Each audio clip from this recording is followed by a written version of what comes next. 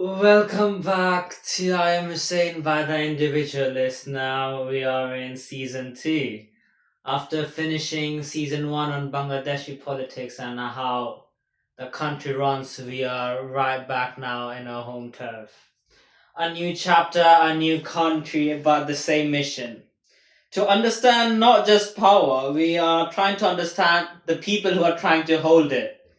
Now, last season we looked at how individuals and different parties they bend the systems in Bangladesh. This time we are focusing on the system itself, the institutions that shape political life in the United Kingdom, also known as institutional politics, what we are about to look into. Now, because in Britain, politics is not about just speeches and elections like Bangladesh. No, it's about institutions. It's about the hidden machinery that keeps the country going even when the government fails. Now, what is institutional politics? So when people they think about politics, they imagine protests, parties, and leaders trying to argue and speak in assemblies. But no, institution politics is much deeper than that. It's about how the rules, the traditions, and the structures shape what's possible and what we see in day to day lives. Now, it's how parliament, the civil service, the courts, the monarchy, and even the media interact to create both stability and resistance to change. Institutions are the direct bone of democracy.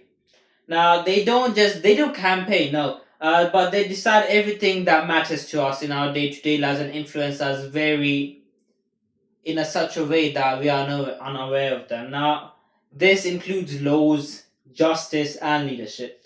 Now the core institutions they are parliament, which makes debates, laws, chambers, divided into two chambers, the Commons and the Lords, the executive, the Prime Minister, his cabinet, civil service, those who turn law into action.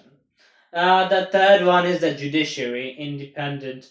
Now it keeps power within the law, ensures that one branch never dominates the other one, ensures a fair balance. Now, on fourth place, we have the monarchy. The monarchy remains symbolic in present day, but constitutionally is very central. I can assure you on that. It's all government still runs in the king's name. And the media, through informal, shapes how citizens understand power itself. Together, they form a balance of a system designed to keep authority in check. Now, why does it matter to you? Why does it matter to a citizen of United Kingdom about institutional politics? So why? It's because institutions they decide how far the power the prime minister has can go. When they work, they protect rights and order. When they fall, corruption fills the gap. They are the guardrails of democracy. They're the protectors of democracy in a basic sense, unnoticed until they start breaking.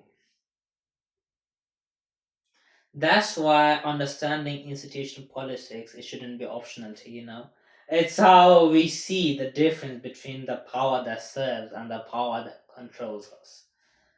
Now, my final message to you this season we are not just naming politicians, no, we are unpacking the system that makes them powerful. We will explore how laws are passed, how power is balanced, how institutions shape every part of public life and each institution in detail. And if possible, we will try to get interview from one of the persons who have experience in those fields. Because the politics is not about just who wins, no. It's about the structure that decides what winning even matters and means. This is I Am Hussein by the Individualist Podcast Season 2. Welcome to this new journey inside the system, behind the speeches, and beyond the headlines. Let's begin. Thank you.